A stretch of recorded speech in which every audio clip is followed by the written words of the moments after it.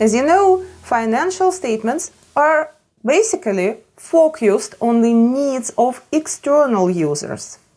This is because statements which were created in accordance with IFRS have aim to provide the high quality information to the users, and this is done because accountants need to make cost-benefit judgments. For example, if costs which are associated with financial information preparation are too high, or if an amount is not that sufficiently large or important, a business might implement a materiality policy.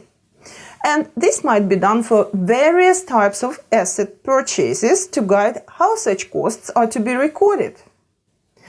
Now, as a base of the cost-benefit judgments, accountants will use materiality considerations to decide how particular items of information should be recorded in the transactions and then disclosed in the financial statements. For example, a business might have a materiality policy for purchase of office equipment, whereby anything costing some amount of money will be less and it will be expensed immediately instead of being recorded as an asset. And in such situation, the purchase of, for example, $100 or less will be recorded as expense instead of an asset to avoid having to record the depreciation expense. Now, accountants must also make decisions based on whether the information which they provide to the external users is really useful. To answer this question, the typical accountant will consider several sub-questions, such as: is the information which is provided in financial statements comparable to prior periods? Is it verifiable? Is it presented with clarity and consciousness to make it understandable?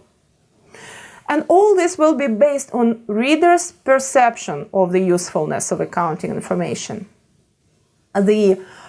Such perceptions will be determined by how well those who prepare financial statements address qualitative considerations. The main objective of high-quality financial information is to provide such information, such level of information about the reporting entity that will be useful to present and potential equity investors, lenders, and other creditors. Or, in other words, for those who are making decisions in their capacity as capital providers. Now, financial statements provided by issuing general-purpose financial statements will have one assumption: the users should have reasonable knowledge of business and financial accounting. And this will really matter in order to be able to understand what information do they get from financial statements. Here, standards will be needed as a base of a single conceptual framework, but not in a various frameworks. Let's consider two types of qualitative characteristics: fundamental and enhancing.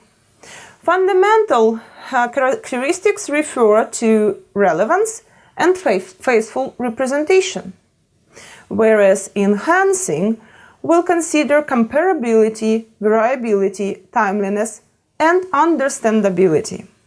And those all will be the characteristics of financial information which is able to influence investors' decisions. We will now look at principal elements of financial statements.